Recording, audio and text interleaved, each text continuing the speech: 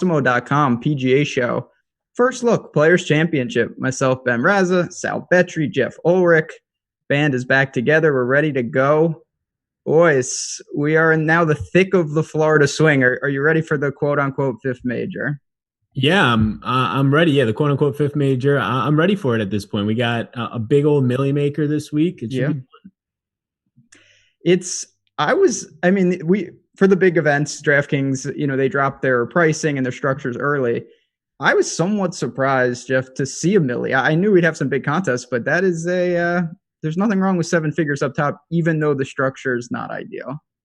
Yeah, no, I mean it's always cool to have it in there. It brings in new players, whatever. I mean, it's a cool thing. The one thing I'll say about it this week, I wish they had built up a couple other events as well. That seems to be lagging right now. They're probably going to end up filling quick and then having to put in some secondary ones like for the 100. So the selection is out there. It's just that you don't have as other bigger secondary events, but like often we get bigger events for the Masters and stuff like that, but they're still out there, which is nice. And you can take shots at the $1 million first prize, which is, like you said, it's never a bad thing. So it's going to be an interesting week. There's lots of ways you can go about choosing events at the very least. And, this event sees so many crazy things happen and crazy players pop up. Like Jim Furyk was solo second last year. I think I saw that at the leaderboard. I'm like, oh yeah, Furyk almost won last year. So something crazy is going to happen this week. It always does. It's that kind of course. Before we dive into that, though, I want to say, of course, Super Draft sponsoring the show, which we appreciate. They've done a great job over there with their new format, the multiplier mode, no salary constraints, changing the game. As you guys have seen, we've had some screenshots. Last Wednesday night, me and Jason Roslin, we did some giveaways centered around Super Draft. We had a ton of fun with chat. I see some of the regulars in there right now. If you guys haven't signed up, promo code AWESEMO, you get $23 on your first deposit of $100 or more. You can go check that out. We'll be referencing it throughout the show. But, of course, we're going to start with API last week. Sal, did you catch most? I know you're in XFL mode during the weekends. Did you see much of Saturday and Sunday? Yeah, I watched a lot of the weekend. I had a Hatton ticket, so I was pretty invested on Sunday. And down the stretch, I got a little worried, but he seemed to just save every single thing that was happening on that back nine to get the win. But yeah, I watched a good amount of it. Sunday almost going back to back would have just been legendary. But I thought it was pretty fun. Friday for DFS purposes wasn't fun. I mean, just everybody seemed to be missing the cut on just like 18 itself on the number, or double bogeying like Justin Rose and missing the cut. So half of my lines were just absolutely dead from Rose or Ortiz and just a bunch of other players. Poulter not making the cut, so or barely making the cut and not doing much on Sunday. So yeah, DFS was not great, but the Hatton ticket saved the entire weekend. It saved the entire industry. Me notwithstanding, I don't have Hatton tickets. I only pick guys that don't make the weekend. But yeah, I mean, Jeff, what were your first thoughts? We're going to dig into plenty of guys from API, but what did you make of last week? Yeah, I mean, it was a weird week. I thought after the weekend I was dead because I didn't have any Hatton. I faded Hatton and Leishman. I'm not sure why I faded Mark Leishman. It was just a matter of, I think, maybe ownership, and Hatton was kind of an ownership play too. And I thought I was dead, but I think guys like Ricky and Van Ann, who ended up making the cut and grinded out enough points that by the end of Sunday, I actually ended up breaking even on DraftKings, which was really nice. I didn't have a Hatton ticket either there, Ben. So this was probably my worst week of betting of the year because I had like Patras Rogers top 20, which he could have saved with the par at the last. Didn't happen. I could have been saved with like a Harris English top 5.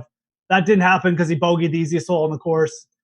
So from that perspective, it was a bad week. But I was lucky from DFS. I did actually grind out some good enough to 6 of 6 lineups to save it. It was kind of the opposite of the Honda, where I was on all the good guys at the Honda, but all my value picks suck. Last week I was on good value plays like Gooch and guys like that, but my top pick sucks because I missed out on him. So that's the way it goes. So I'll take break even most weeks, to be honest. Yeah, I was in a similar spot to that. I had a lot of Danny Lee relative to the field. My cheapies worked.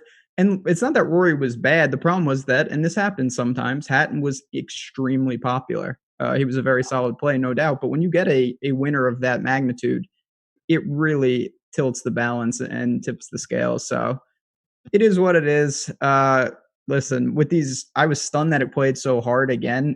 So coming off Honda, I thought it was going to be not a reprieve, but man, Bay Hill showed no mercy either. There were guys Ricky made a 9 out there. Guys were shooting in the 80s. Pretty ridiculous conditions once again.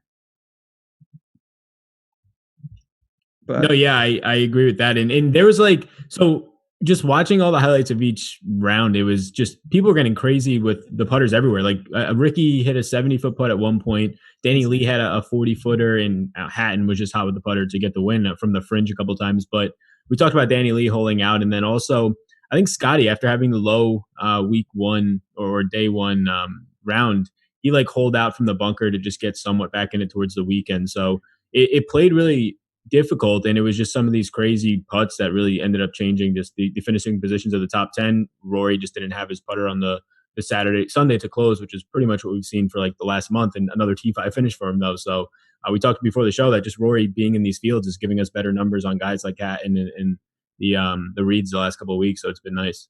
It's so true. Yeah, we were talking about that before the show. Just he's playing so well that he's still going to be the favorite each and every week, and he probably should be. But he's not winning, and it's just making these mid-tier guys. I mean, the formula has been, I know they've been all different winners, but when you look at Scott and Reed and Im and Hatton, they're all in that, they're not the first tier. They're not a dark horse. They're in that just nice mid-range for outrights. And we're going to have plenty of guys to get to on that front. Jeff, I do want to ask you specifically, we can start with Rory. I mean, I don't know if you played him last week, but he's of course the highest owned guy, the highest priced guy again. What do you make of these just consistently top finishes without nailing one down lately? I think Rory's focus is on Augusta this year. That's kind of my take on this. And it kind of makes me maybe be off him for this week. I'm not saying I'm going to fade him yet. I mean, that'll be a later in the week decision, but I really feel like his focus is on Augusta. I mean, Rory has won 4 events now over the past year and a half. I mean, he doesn't need to win another Bay Hill or another Honda Classic. The dude wants majors, right? I think that's all he cares about. Obviously, he's having a little bit of trouble on Sundays, but I really think it's a focus thing. Like I said, he's obviously not going out there consciously blowing tournaments, but when he's getting in contention, I think it's more of he's striking it well. He knows that, and I think some of these other guys are just a little bit hungrier to get these wins right now, and I think that will change once we get into major season, whether it's Augusta or the U.S. Open or whatever. I think Rory knows, he's conscious of what Brooks said over the offseason. He knows he hasn't won a major since 2014. That's all that matters to him at this point in his career. So I think it's a little unconscious thing with Rory right now. I really like him for the majors this year. I know he's the favorite for Augusta, but I think he might be getting it done there. So that's kind of my take on him right now. Yeah, we'll see. He certainly had his chances. That's the missing. Yeah. If there's a missing piece of the resume, it might be a little bit too much pressure at Augusta, but I do think Rory finds a major this year. I guess that's maybe. I would hope. I really would. He's playing too well not to, and it's been a while. But Sal, Jeff just mentioned Brooks, who's the other side of this coin, who was, we know what he's done in majors in recent years.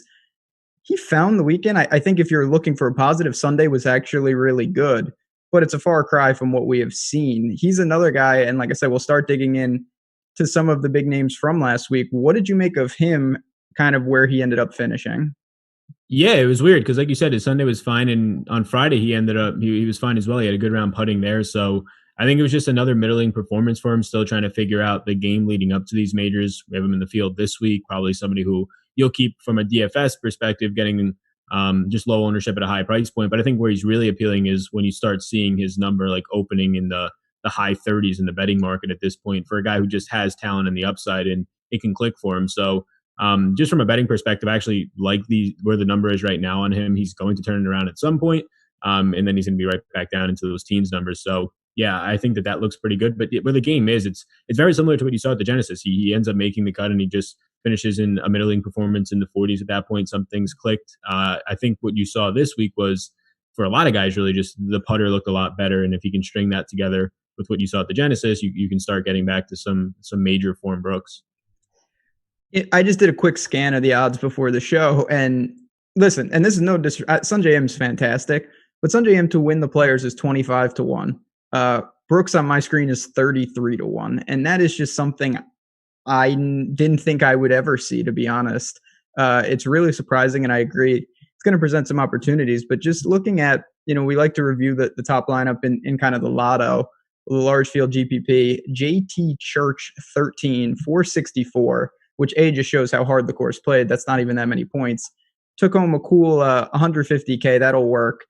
No surprise. We got Ty Hatton and Rory, Leishman, Danny Lee, Joel Damon, who quietly surged to a piece of a top 5, and then Scotty Scheffler. So really no surprise in that lineup, Jeff. I think that's what we'd expect. You've got Hatton and Rory as the chalk. The kind of value play that was under the radar was Danny Lee, and then he mixed and matched, hit the right combo around them. Yeah, I mean, I think Scheffler was a guy that was smart to get back on here this week. He's just such a good DK scorer that whenever I think he can get him at a little bit lower sentiment, I think he's just probably going to be a good play. He's so consistent. I mean, he really fits. I'd almost put him in the same range as Morikawa consistency wise. He's probably not quite as good, but scoring wise he is. So Scheffler's a guy, I don't want to say I have a bit of a blind spot for, but I know he's a little bit inexperienced, and I can tend to kind of overemphasize that experience over actual DK scoring and talent. So I think it was smart to get back on him this week. He was a guy I used for weekend, which is nice. Definitely paid off there. But no surprise to see him in it. He lost 4.8 strokes putting. Everything else was fantastic. I think that's the missing link. Of course, when we talk about Morikawa, that is the missing link. He's just out of control right now. But I want to switch gears, though, real quick. The players, Sal, and this is a little off the radar, they're saying that the coverage is supposed to be ridiculous, basically showing every shot. Have you seen kind of some of that talk? Are you excited for that aspect of it?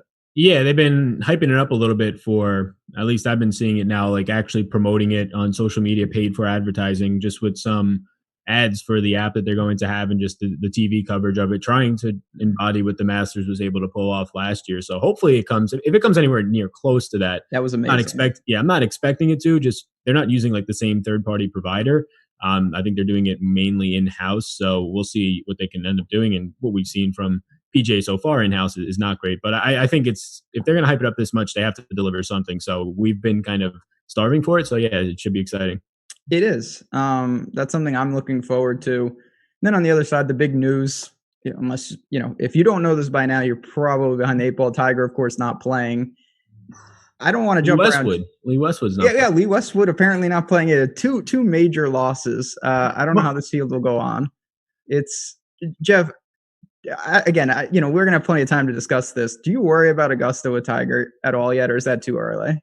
No. I mean, I think even if Tiger does show up at this point, I mean, we're gonna get like 90% Tiger at best. Kind of feels that way.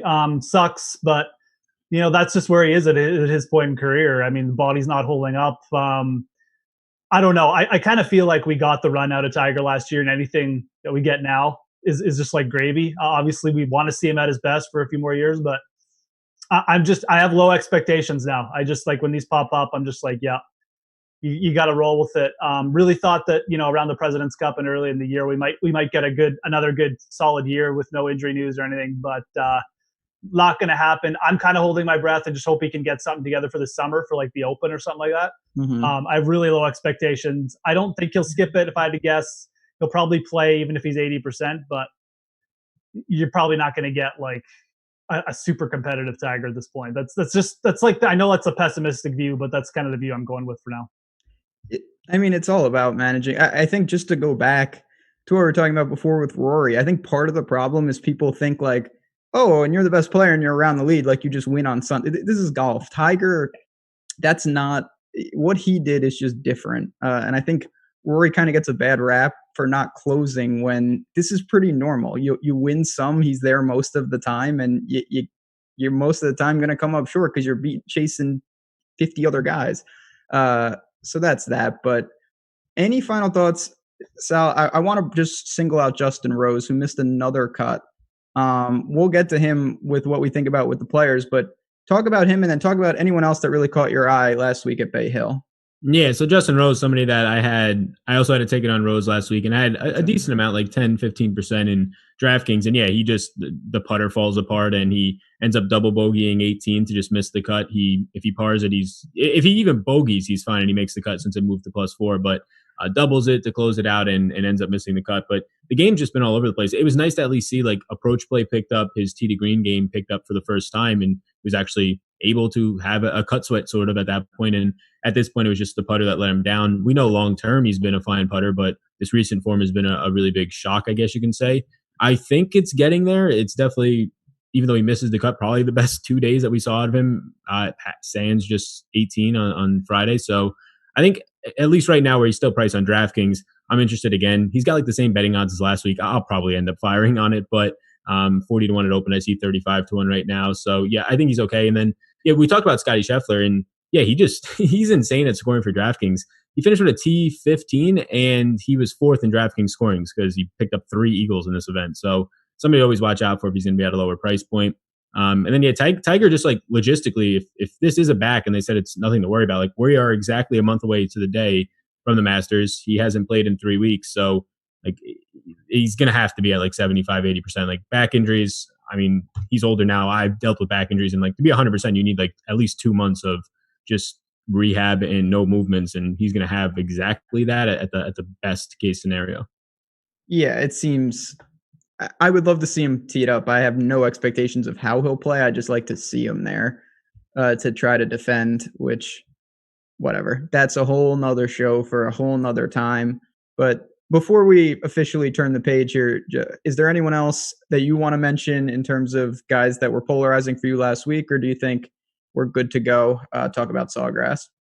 I don't have like a ton of guys to bring up. I mean, I think we kind of talked about Danny Lee a bit. I think him popping up is interesting. He did go through a pretty big swing change and has a new coach. So it's something to keep an eye on, because I did have him circled at the start of the year as a player, like to keep an eye on, because I know he almost won over the fall there. I think it was in South Korea. And like I say, he's nailing it off the tee. So he's a player I'm kind of interested in this week. I do feel like Rose, this might be the time to jump on now that players are probably like legitimately concerned, and people might be like just fading him for another week. He only missed the cut, like Sal said. I mean, he was there until the double bogey. So it's an interesting pivot play, but there's lots of guys like that out there this week. I don't know. I wouldn't hold like people who play bad on the weekend or were coming in okay and then play bad at Bay Hill in too low regard. It was difficult conditions. You can always get bad fast, especially if you know you're out of it. So something to keep in mind as we go into this week. Same. Last thing I'll say, Mark Leishman probably going to win a major this year. Yeah, your boy. He's carrying you in our year-long competition. He is really, really consistent with his irons and putting right now. It's getting freaky. Never seen this kind of consistency from him, so we'll see. Oh, Leash. He's let me down so many times, but he's great. I always root for him. Gained 6.1 strokes putting, 4.5 with the irons. You couldn't script a better transition in terms of going to a course where you hit your irons, you make your putts. You contend at TPC Sawgrass. So we got a par 72 here at short. Bermuda greens, firm greens. We know about the island on 17. Pete Dye. We've seen this course a million times, Sal. Anything stand out in terms of just general macro views on what is TPC Sawgrass? Yeah, so I mean, you just have the 17th hole that's going to just play really well on TV, but 18 is actually the one that should play really difficult. Overall difficulty, not too crazy. I think it ranked 29th out of 51 last year. You keep getting the Bermuda greens here. So yeah, it should just be, especially if we get the coverage that they're pushing for, it should be a really fun tournament to watch. It's part of the players to me, and let's not get crazy, chat. Don't downvote me into oblivion. To me, it feels a little gimmicky. It's got elements of that. 17 is like that in a lot of ways. It's made for TV, but I do like some aspects of the course. It's not nearly, I said this last week and I was wrong. I can basically assure you, barring a hurricane, this is not going to play like Honda or Bay Hill in terms of difficulty. Guys will get to double digits, and I think there will be some scoring. But Jeff, what do you make of Sawgrass? Yeah, I kind of made this point on Twitter. Like, I really like the Florida swing, but Sawgrass might be actually like the fourth course in terms of my favorites here. I mean, Copperhead, Bay Hill, and PGA National. I think they're all kind of better courses, to be honest. Sawgrass can play, I don't want to say easy, but it's a little bit simpler to score on when there's no weather. And it doesn't appear like we're going to be getting that this week. And like you said, there's a couple gimmicky holes.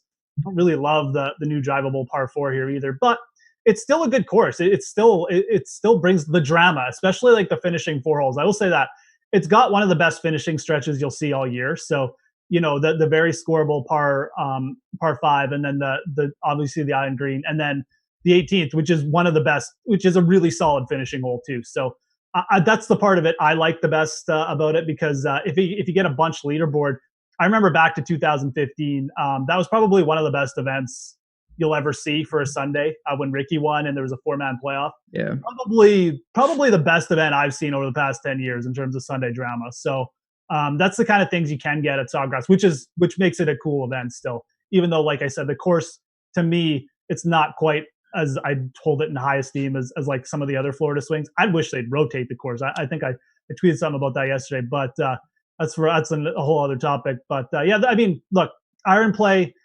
course experience does play here, and solid around the green game is needed, because there's some tricky bunker spots. You're not going to hit every green, small greens. So it's a type of course where different players can win, which is kind of cool. Everyone's kind of got a shot, and that's the truth. But yeah, your luck has to hold up for 4 days.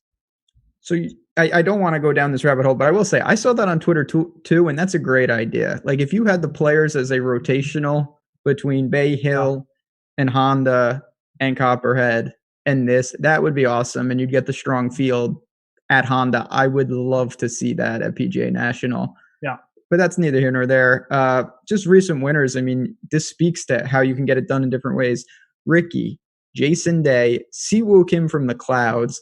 Then Webb did it with that was the most extreme around the green and putting I'm not joking, that I've ever seen, right from the start of the event. And then, of course, last year, Rory asserted his dominance. So really, there's no makeup to me, Sal, in terms of what you need. Of course, you're going to need to be good with the irons. That's a given. But is there anything else that you weigh a little more heavily in this specific event?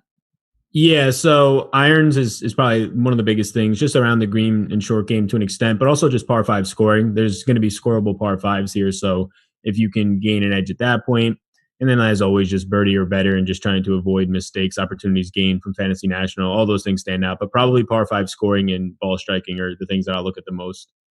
Fair enough. Yeah, and listen, when this is the quote unquote strongest field, it's all the big names are here.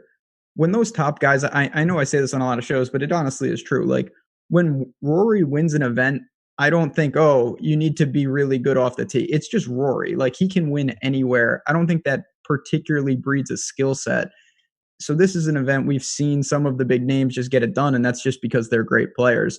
So let's dive into it. We got, in terms of the pricing, Rory, Rahm, and JT kind of in their own category, because Tiger is not here, leading us off, and it's the same way over on Super Draft. DJ is the other 1x multiplier. That's a reach for me. But looking at the top tier, Jeff, what do you make? Is it Rory and everyone else, or Rahm and JT serious considerations? Yeah, I think when you look at the pricing this week, you kind of have to consider it in terms of like the whole deal pricing. I mean, there's so many playable. I mean, there's playable. People are in play at 6K this week, very in play, that you can use. So it's just going to make Rory, Justin Thomas, and Jon Rahm even more usable. So I think Rahm and Rory will push for the top 2 owned players. It'll probably be Rory. Like I said, I'm not exactly sold on Rory just coming in here and just ripping off another win or something. I really feel like his focus is in Augusta. I think, he might actually be dealing with a few, not swing issues or anything like that, but just mental things. So I'm not sure that coming to TPC Sawgrass is necessarily going to be like the fix-all and he just gets across the finish line. I'm more interested in Rahm, quite frankly, especially if they're going to be at equal ownership. I think Rahm is the player searching for a big win right now, and he's obviously come really close. Dude hasn't finished worse than like T17 over the past like 6 months. It's absolutely ridiculous the run he's on as well. All things considered, if I was going to fade one, it would probably be Rory. I don't really like saying that, but realistically, you don't have to fade either of them because they're so easy to fit in. It's just a matter of what kind of strategy you want to put on. If you want to put on like a high variance strategy where you're going to fade one outright and just go overweight on Jon Rahm, maybe use them in all your lineups, because I think with how easy the pricing is, you might have to take that kind of approach to be really overweight on the field on one of these guys this week. No doubt about it. And, that's the interesting thing. And I love Rory. I think we all know that. You look at his finishes and it's like, man, even when he's not winning, he's basically like automatic right now. Rahm is kind of the same thing. Maybe it's a little worse, but he is just quality start after quality start.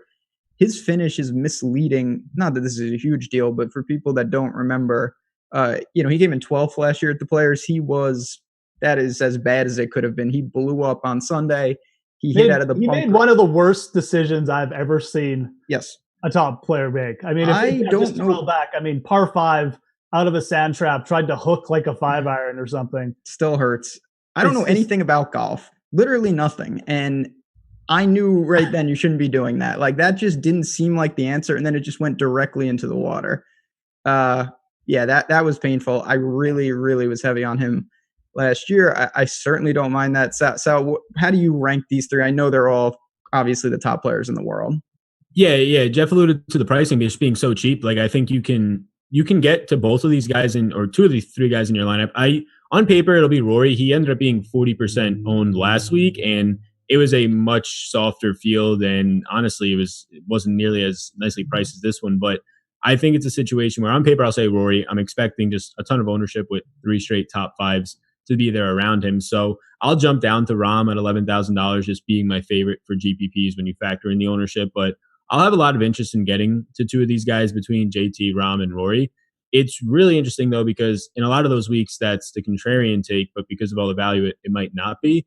We'll jump down to the 9K range and just see that it's probably the best 9K range that we've seen all year long and probably will be until we see a major. But there's just so many ways to go. I think I lean, if I'm going to play one of these guys, I'll probably just get 2. You can do that. It's going to make building really interesting because unlike, take the Masters, for instance, and Jeff, you alluded to this earlier. Like, the 6K range is littered with guys who are former champions and basically unplayable. The thing about the Players that makes the field so strong is the bottom of the Players field is like middling PGA regulars, guys that can easily compete. And we're going to have plenty of names that go down there. And then in the next tier, we have Brooks, we've got DJ Cantlay. And then we start to get into that 9K range that Sal just talked about. What do you make of the next tier of guys here? Yeah, I mean, just a lot of question marks, but I mean, it's going to be, this is where the opportunity is probably going to present itself to really differentiate or make more unique lineups. I mean, you got Patrick Cantlay coming in off a nose surgery that I just finally figured out today. I just been ignoring Cantlay because he hadn't been playing. I thought he was just taking time off. He apparently had like a deviated septum and he was getting it corrected. So there you go. 9,800. I absolutely love this course for Cantlay, but it really sucks he's coming in with like zero form. But it's not like an injury issue. It's not like he's taking time off for a sore back. He just had like a corrective surgery. I don't know, man. I mean, I don't know if that's a big deal or not. So maybe we'll hear more about it during the week. I'm absolutely interested in Cantlay, though. Like I said, I don't think there's a better setup out here than on the tour than this for a guy who's can just maybe doesn't have quite the bomber mentality off the tee, but he can be accurate. He's still long enough. He's got hot fire irons, improving around the green game. So definitely like him. And then you've got some question marks. The guys, even like Xander, has questionable form at this point because his putting has been so bad, and obviously the Brooks factor. So really interesting range. I'm probably going to be out on either one of Brooks or DJ. Haven't quite figured out who yet, but I think Brooks and DJ almost set up like Rahm and Roy for me. I think you'll probably want to go a little bit overweight on the other and maybe just fade the other to take a good stance this week. So couple of things just to expand on that. Yeah, Cantlay hasn't played since Genesis, so no reps in the Florida swing, not ideal.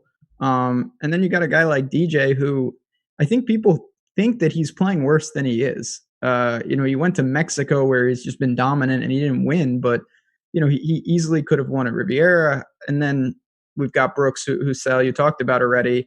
If it's not one of the big three, where do you think you start some lineups?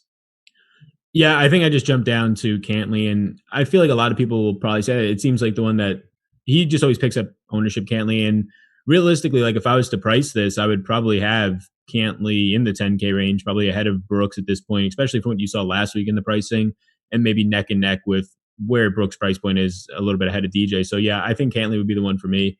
Everything in his game is clicking at this point. I mean, he's pretty much a borderline top 5 player in the world. I think officially right now number 6. So he looks strong. I think that's where I would start if I was to just fade the whole upper tier range. And that's when you just get into this loaded 9K range of guys who have either won this year or they've been in contention, T5s just everywhere. So it's a really fun 9K range. And I really think you can just say, yeah, we have a ton of value in the 6K range. Let's just get 3 of these 9K guys. That's going to be a popular build and one that I'm definitely going to be exploring. There's so many names here. I'm not going to even pretend to know what's up with Webb. I never get him right. I don't even pretend to get him right. Do you have any? What do you make of it? I'm just going to say that. What do you make of Webb specifically? Because I need help. I can tell already. I mean, I keep waiting for the Webb regression as well. I mean, and you could say it came at WGC Mexico, and maybe he's gonna, that'll continue. But realistically, like, he's played that event I think 3 times now, and he's sucked there every time. So that result doesn't even really register that much for me. Look, I was on Webb the year of his win here, and I always thought this was a great setup for him. So, T16 and a win, 2 T16s and a win in his last 3 attempts here. Obviously, he's found some comfort at TPC Sawgrass. I think Bryson is going to carry a lot of ownership. He's probably going to be an okay pivot. I'm not super into it though either. I mean, he's just a player who, I don't know. I just feel like he's always a little bit overpriced, and you're just always waiting for a disaster to happen with the putter. Obviously, it hasn't happened over the last year though, so I don't know. I don't feel like he's a must play for me in a cash game lineup or anything. I think I'd probably rather take a shot with Fleetwood, but Webb just keeps defying the odds here. So I think it's a good setup for him, kind of the same way I think it's a good setup for Cantlay, and it's hard to find real flaws in that price.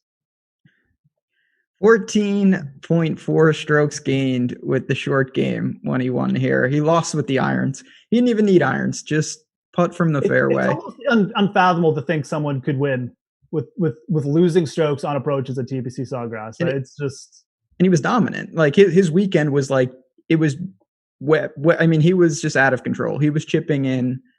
It seemed like automatically, but that's neither here nor there. Before we dive any lower, we have some exciting things, and I want to mention this right now. That's why I'm going to do it. We are doing a giveaway here, and we're promoting the approach. So all one word, the approach. You get 50% off a weekly pass for PGA. So basically, you can come in for the players this week for like $5. I think it's $4.50. You can come in, try it out, use that promo code. You see, we got our projections, our ownership from Alex Osmo Baker, everyone behind the paywall. We've got us 3, of course, Jason Roslin, Tim Frank. You get access to Slack, all that good stuff. So if you haven't joined and you just want to get your feet wet, the approach, 50% off for a weekly pass of PGA. There's no better week to do it with the players on deck here. But, Sal, you mentioned you really like the 9K range, and it's very easy to see why. But what do you make of the high 8s? You got Ricky, Decky, Rose, Im, and Reed. To me, that's as strong as any range in the whole thing. Yeah, and the ones that stand out for me at least it's going to be Decky and it's going to be Im, especially the way that Im's playing right now. But it's going to be interesting to see because you have Cantlay, Xander, and Bryson. I would imagine pick up the most ownership in that 9K range. They usually carry ownership anyways in all their games, at least for Cantlay and Bryson have been trending good. Xander usually a popular name, but it'll be interesting to see what happens because it's going to be hard to imagine that after a win and then a T3 that Sanjay doesn't pick up ownership. Same thing just for an $8,800 Hideki who we've been used to seeing in the 5-figure 10K plus range. So those 2 guys stand out to me the most. But you do have, who we talked about at the top of the show, Justin Rose sandwiched in between, who is going to probably be one of the lowest owned golfers in like the 8K plus range just because he's below that 9K range and then right in between Im and Hideki and even Patrick Reed who recently won. So I think in GPPs, I mean, if you're getting like a 4% owned, 5% owned Justin Rose, I'm fine coming in and just like putting in a 10% number on him. Oh boy, I think I'm with you. It's hard not to be interested. 1.15x on Super Draft. I don't mind if you want to be very aggressive. It's not going to be a popular play over there with all the talent. Decky is the one that, when I think about what I want for Sawgrass, it's, he's a great iron player. The putter is what it is, but he can scramble, timely scrambling. And then Ricky's the form, a champ and a runner up here. Jeff, what do you make of these guys in the high 8s? I think Im is fine for cash game purposes. You're getting good value, obviously. I don't even know what his odds are. I think you mentioned they were like plus 2,500 or something now. So, I mean, just from that perspective, I understand just throwing them in. But I'm probably going to buy low on Rose this week. And I don't even like playing Justin Rose, but this is the time that I'm going to take a shot with him. I mean, I just feel like the sentiment's low. I feel like of all the players in this range, other than Jason Day, like he's going to be the lowest owned for sure. I'd have some interest in Ricky, but I still feel like his irons just have not come around enough for me on this course to take a shot with him. So I'm interested in Hideki, and I might end up adding him at like an outright.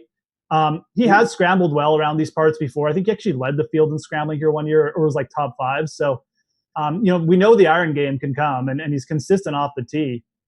It comes down to the putting. I mean, he just needs a decent week. So we say that every week, but it can happen. So I'm probably, of all of these players, I'm probably most interested in him at this range for sure. I think Rose will definitely get some GPP love from me.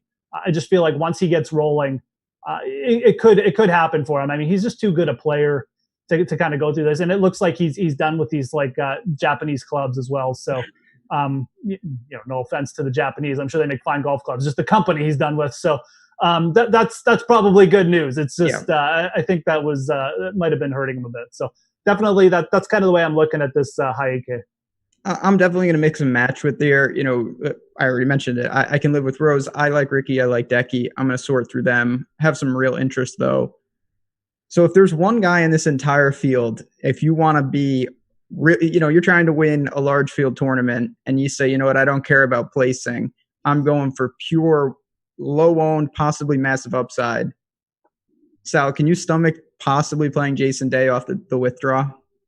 I like have him in red right now on my sheet because I'm just waiting to get news that he's not playing here. But I played him last week in a good amount of lineups, like for his standards, like 8 to 10%. So that hurt a little bit. But right now, no. Like this range is just so loaded that I'll be fine getting away from it. And yeah, he'll have no ownership, but I think it's a spot that I'm okay getting away from. I think that in this range down here, again, another loaded range, but at least outright betting market, Paul Casey, somebody that I already have a bet in on.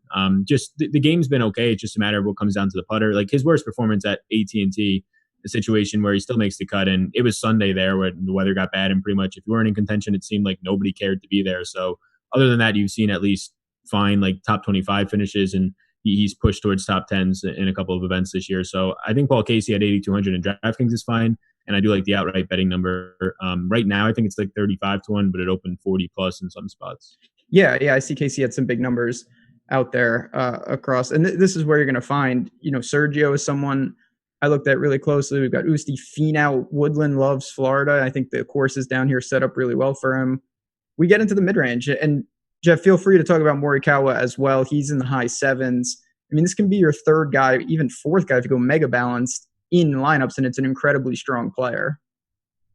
Yeah, no, Morikawa's interesting. I mean, obviously a player with no course history. We'll see. I don't think it's going to affect his ownership or anything like that. I think DFS players like consistency. Well, especially DFS PGA players like consistency, and Morikawa has just been bringing a ton of that. I will say this.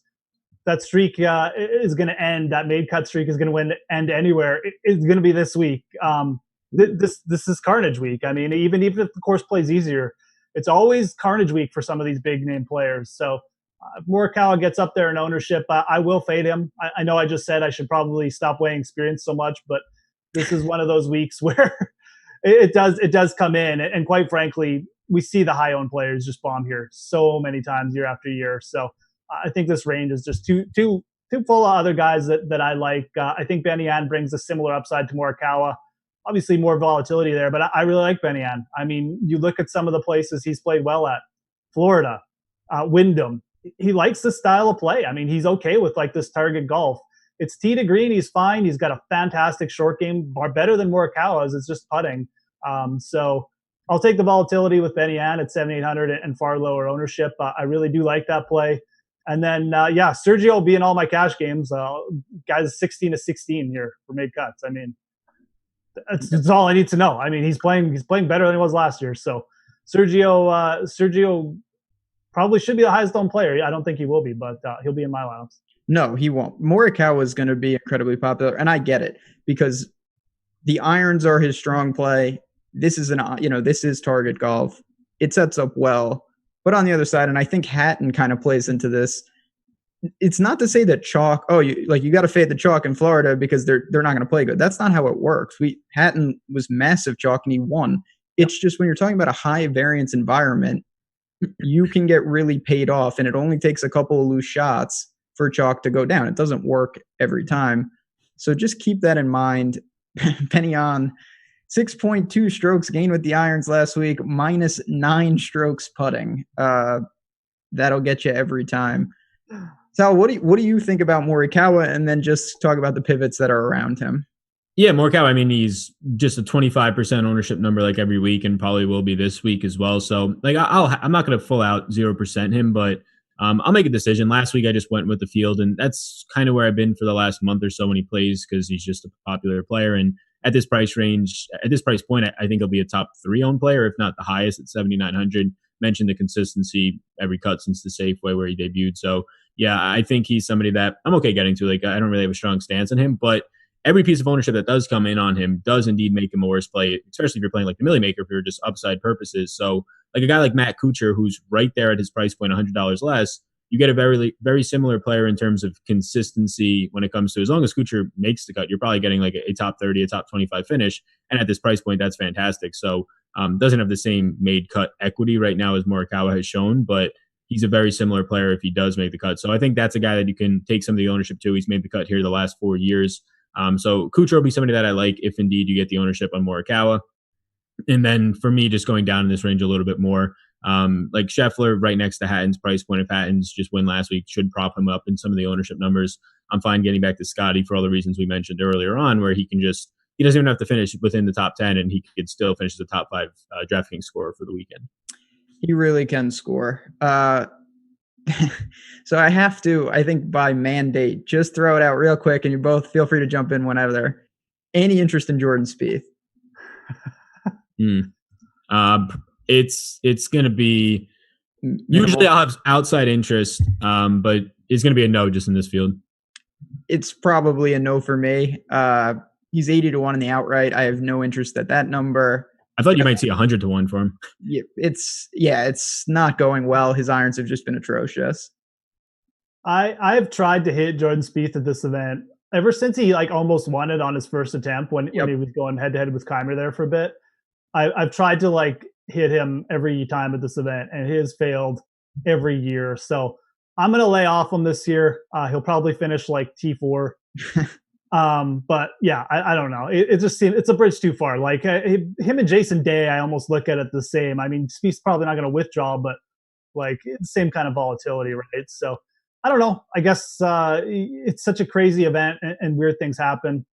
I could see it. He'll probably pop at some point, but I'll probably throw him I'll probably gonna throw him in a GPP lineup, but I won't like it at all. Let's put it that way. Yeah, I mean, you want to talk Millie. Pretty much everyone in this field you can make a case for, and that doesn't really help.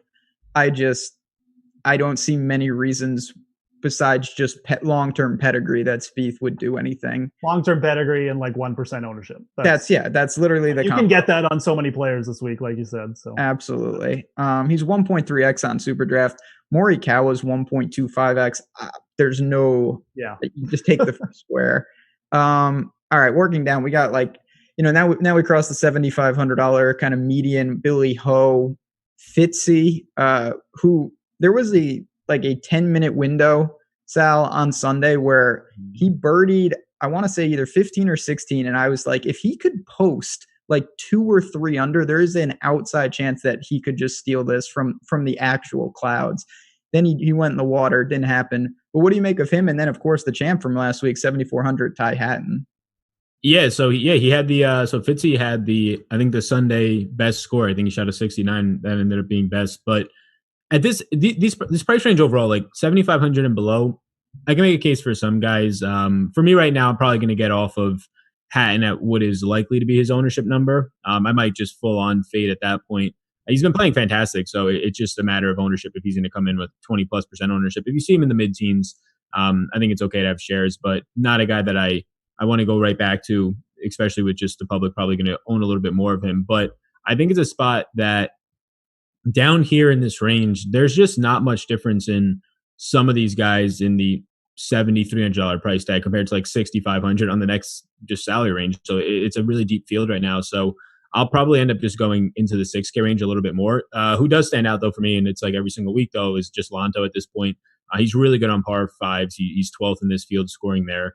You can count on him just with a short game. It's just a matter of can he hit these smaller greens, and if so, at 7,100, then you're just looking for the made cut equity out of him. So Lanto at 71. You have Ortiz, who just missed the cut and erupted last week right out of the gate. He seems okay as well. So those are the two guys that in the lower range, but I'll probably be siding towards a lot more of these 6K guys. And I think, especially if you're building Millie Maker lineups, like choosing to go to like a $6,800 player who we'll talk to in a second over somebody like a Daniel Berger for 7,200 and leaving like $500 on the table is probably just a win upside better idea. Sal, just real quick, do you worry about someone like Lanto just from the course history standpoint that he has none? Yeah, I think that's like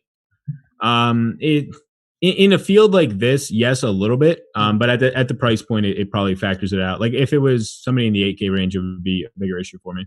Yeah, because I mean, and that's a really good point because he has so many ways to get there without knocking on the door. He makes the cut and comes in 25th. He's going to be a staple, possibly. But you mentioned Daniel Berger, Jeff. That's a guy that honestly he hasn't been getting me in trouble this year. He's been actually good. I think he's going to be popular here. He sets up well, and that is why he's going to garner some ownership, even though the course history, and that comes with the territory, is a little all over the map. So Berger is one of the chalk I'm pretty willing to eat this week. I already bet him. I think it was 66-1 with some like top six and baked in there for the each way. So I like it though. I mean, I really like the way his game's trending. It's just trending well in all categories, like around the green. The putting has been really good in spots. Florida guy. There's not much not to like. I know he's going to be chalky. I mean, even in the crappy thing about it is he's priced so low that he's in a range where there's not even like really going to be like a second chalky pivot, like maybe Answer or Snedeker, but that kind of sucks. So his ownership will be up there. I'm fine with it though. Like I'll have some exposure for sure. I think I'm probably with Sal and fading Tatton off the big week. I might fit a little bit of Leishman, but those are the other two chalky guys in the kind of lower 7K range. And I'll play some Kisner. Kisner absolutely destroys Pete Dye courses. So I'll play that play, for like a long-term thing. I'm going to throw Danny Willett out too as an interesting pivot in this range. His game is finally starting to round into form. Just from it's more of like a pedigree thing. And his game really should fit TPC Sawgrass better than it has. He's never made a cut here in 5 starts. So, the ownership is going to be like 1%, but I feel like this is a station where he could eventually pop one year for a higher ownership. I will be getting off the Harris English train this week. So that's probably the other chalky play in this range. I feel like people will just go off to him. And I think Ryan Moore is an absolutely fine play in this range too. I'll have exposure to him as if I want to go a little less chalky in this range. So that's kind of how I'm looking here. There's some other names you could think about: Wiesberger, Van Ruin. Those guys will all be like 0.5% owned probably. Molinari from the dead. Did you guys have any exposure to Molinari last week? I had none. I mean, I don't know why anyone would have. I saw some people getting mad on Twitter that he was like fantastic play or something, but not for me. Maybe. I've been off him, and there was no reason for me to jump on, and now he's hurt. So no, not going to happen. Ryan Moore is interesting. I'm going to throw out Poulter. Listen, you guys know this. I've been on him. It hasn't been great, but it hasn't been terrible either. He actually, once again, I thought played pretty well. He just didn't, Sal, you keep talking about Scheffler, and this is the distinction. He is racking up. Poulter's doing the opposite. He's playing better than he's scoring. He's not giving you much.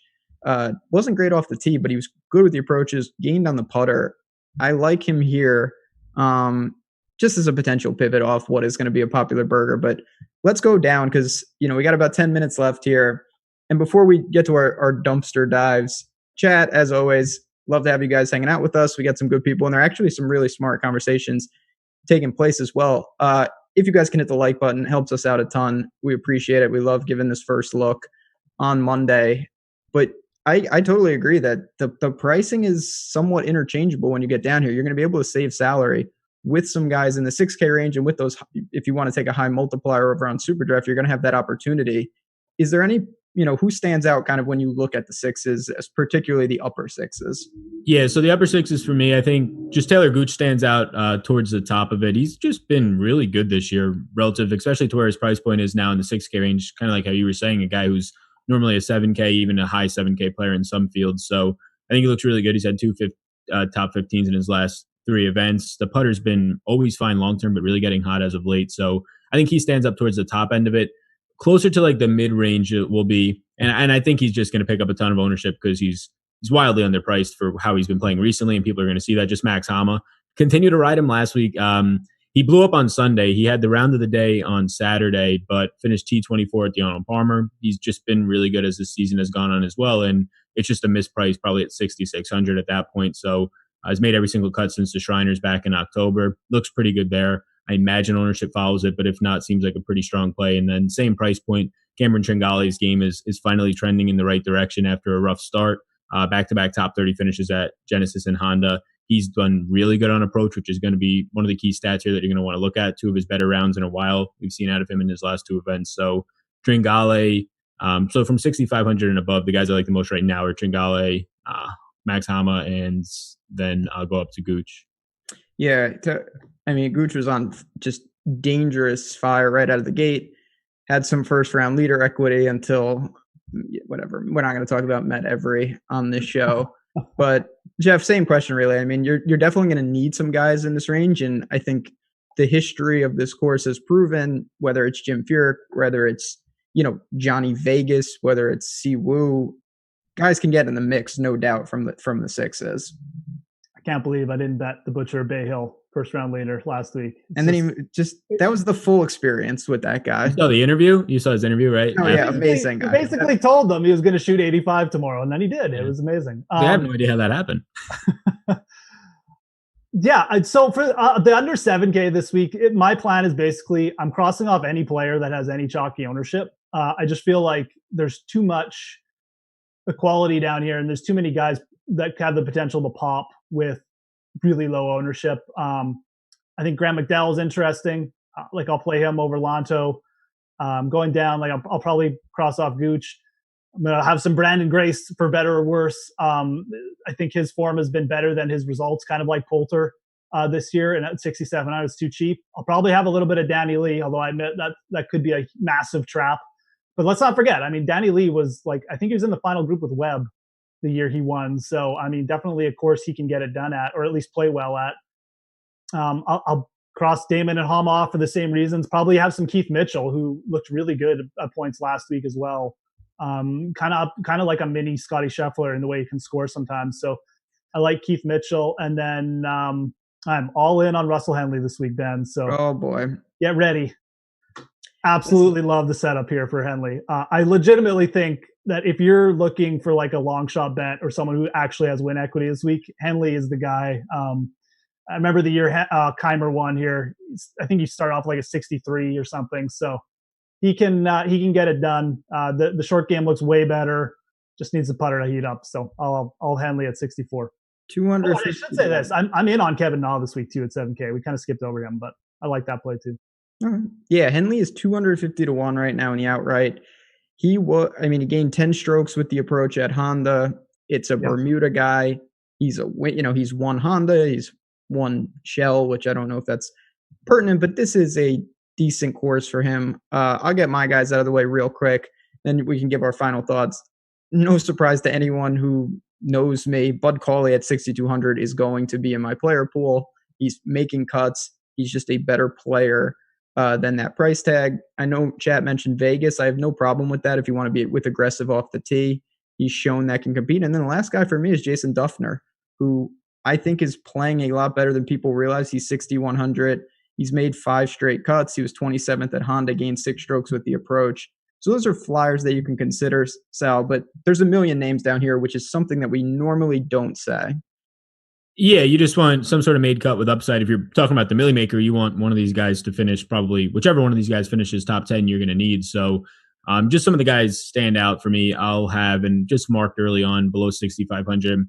Brian Harman. Matt Jones is somebody who is very Millie Maker-esque. I don't think he's cracked 2% ownership in any of these fields so far, but you probably have him at under 1% ownership. he's a guy who can make cuts and has some upside on him. You saw him finish T5 at the AT&T. So I'll have some Matt Jones at that point. If you have like 2%, you're miles ahead of the field. And then very surprised, and I think this will be like the one guy who in the 6,500 and below range I'll watch for ownership. We've seen his ownership spike to 10% before this year, but Sebastian Munoz is 6,100, priced around Duffner and some other guys down there. So if the ownership is going to be like just middling 6K guys, like 3, 4, 5%, I'll have a good amount of that at almost the flat minimum to get up to those 2 10K lineups. So Jeff, and feel free to give, if you have any flyers below Henley, but when I was scrolling, and I guess I don't know where, if you would have said to me, well, what do you think this guy should have been priced at? I'm not sure I'd have a good answer for you, but Zach Johnson is the flat min. I was a little surprised to see that. So there's two guys at the flat min that I was surprised too. The first guy, and I actually went looking for him right away, is Jimmy Walker, who's been having some really good rounds with his irons and just hasn't putted well. And he's gotten around this course well before too. I mean, he's second year of the year. I think it was the year Webb won as well. He was T2 here. So Walker to me at 6K I was like, wow, the min price. Like when I saw it was 6K, I actually thought they went under 6K for pricing. So, and then I noticed Zach Johnson was down there too. I mean, Zach Johnson, I don't think he's quite been playing as well as Walker, but just the consistency he's shown at this course. I mean, he's got to be in play. So I agree. I mean, some of these names down here, you could even throw Charlie Hoffman into this conversation, probably just from a pedigree, showing a little bit of form kind of thing. But I like Walker this week at 6K. That was the other guy I forgot to throw out. But Zach Johnson, kind of a similar story. I mean, these are just veteran players. They've shown a bit of form. They can get around this course. And it is the type of course where you don't have to be like a monster off the tee. If they get hot with their irons or putter, these guys will turn out like top 25, top 10 even. They'll have a shot. So very much in play, like I said at the top. You can go down here. You don't have to, but you can definitely go down here this week. And that's just something that most weeks, it's like, hey, maybe you can take a guy or two. You can really go down here and feel pretty confident that your guys are coin flip-esque to make a cut. It's a strong field, but these guys you've got major champions. You've got guys who win events. I'm not saying that happens here, but keep that in mind. The last thing I want to point out, and then we'll duck on out of here, from chat, Eric the Nord dropped this in, and it's worth noting. I kind of should have mentioned this at the beginning. With the new schedule change, we've only had 1 year of this tournament in March. I don't think it's a huge deal, but there are some different intricacies from when we used to see it later in the year. So keep that in mind. I don't really alter what I do because of it, but it's worth noting. And that particularly goes to kind of the grass and whatnot. But anything else, Sal? Final thoughts on the players before we duck out of here? No, yeah, I think that just how good this 6K range is relative to most weeks down here, that you can really get creative with 3 9K guys, 2 10K plus guys, and have upside in your lineups. One of these guys is bound to finish T20 or better in this range. So I think that you'll have some nice lineups if you could just pick the guy who's obviously going to be there. I was just trying to look on SuperDraft for some of the guys who stand out. Yeah, I mean, 1.25x multiplier on Morikawa seems really good right now. Yeah. I like 1.2x on Casey too. You can build, and Wednesday night, live before lock, me and Jason Roslin will kind of build a couple lineups over on SuperDraft, and you can really get creative with how you structure it because of that multiplier mode. You can have some weird builds, and it's not just take the highest price guys and make like a 70,000 salary team. That's not how you want to do it. And there's definitely some edge over there. So make sure to sign up if you haven't. And I'll say it one more time. If you haven't signed up and you want to just get in for a week for the players, use the promo code THEAPPROACH and you get a week of our PGA for 50% off. It's a great deal. Anything else, Jeff, or are we good to go? No, pretty much good. I mean, it's just like you said, roster construction. I think people get carried away with this, but I think it's a week where you can potentially leave like up to $1,000 on the table and really consider doing that to differentiate whatever. So definitely lots of ways you can do. You can do super stacks with like multiple guys at the 6K range too. So lots of ways to go about it. Definitely get a little creative and embrace the volatility like always. So yeah, the one thing I'll say is if anybody's even like 20 max lineups, but if you're going to enter like 20, 50 or 150 max, like the Millie Maker, if you want to just set your max to honestly 49.5 is probably fine too, to get as many uniques. Like your goal is to get as many uniques as you can. So if you want to play chalky players, set it to just 4,900 flat and you could probably not have to worry about ownership as much. Yep. Good advice for sure. For the Millie, for sure. Like we talked about right at the top, it's cool to have 7 figures up top, but you're kind of have to have it's a winner take all mentality. Yeah. If you min cash, that's great. You get a reprieve, but you're playing that tournament to win. If you have dupes, your equity is completely shot. So really try to avoid that. We'll be reviewing what hopefully is my lineup as the winning lineup. But if not, I hope it's one of my 2 fine fellas here. And if not, I hope it's someone in chat. That's the hierarchy that I'm going for. So on that note, we'll bounce on out of here. Thanks again, everyone. And thanks to Super Draft for sponsoring the show. Good luck. I'll be back tomorrow with Tim Frank, 2:30 Eastern, going full in-depth on this field for the players. I'll see everyone then.